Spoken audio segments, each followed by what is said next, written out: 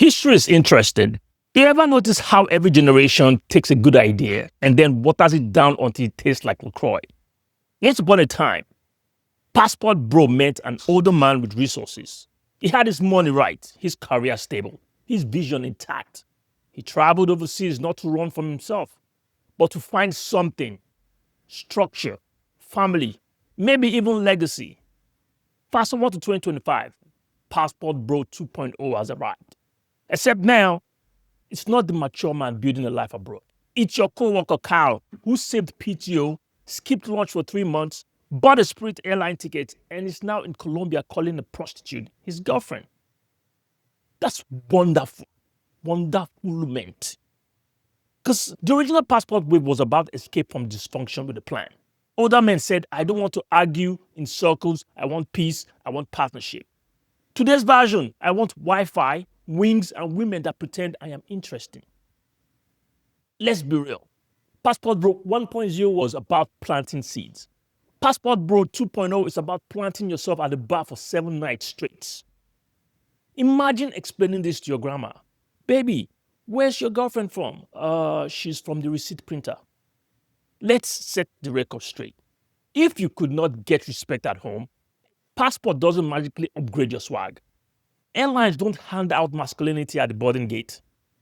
Bro, you did not escape the dating market. You just switched Wi-Fi network. And newsflash, the signal is still weak. Some of you are like international pop-ups, showing up cash in hand, pretending it's love. That's not romance. That's roaming charges. Here's the irony. The same dude who clown women in the States for being transactional are overseas renting affection by the hour. That's not winning. That's hypocrisy with the boarding pass. Legacy men build houses. Lost men rent rooms. You don't need a passport for that, my G. You just need an OnlyFans subscription and good Wi-Fi. That is cheaper and there's no jet lag involved. Think about it. Rome sent explorers across the seas to expand empires. Britain launched trade routes to control global wealth. Passport Bro 2.0 is launching Groupon trips for discount intimacy. Alexander the Great conquered Persia. You conquered Expedia payment plan.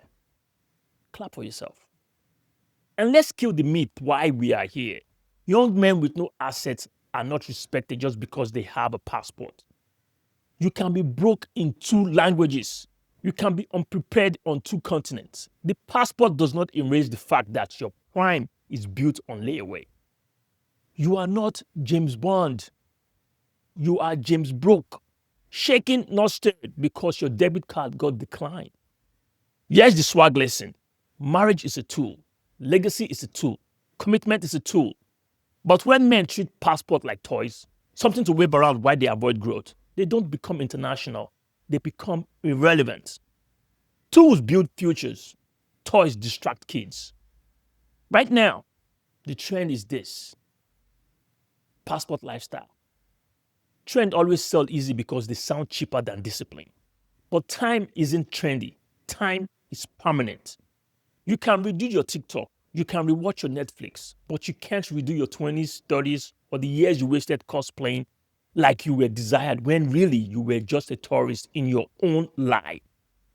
There's no undo button when you wake up at 50 with nothing but passport stamps and receipts that can't call you back. Because this is it. The truth is simple. Manhood isn't stamped on your passport. It's stamped on your purpose.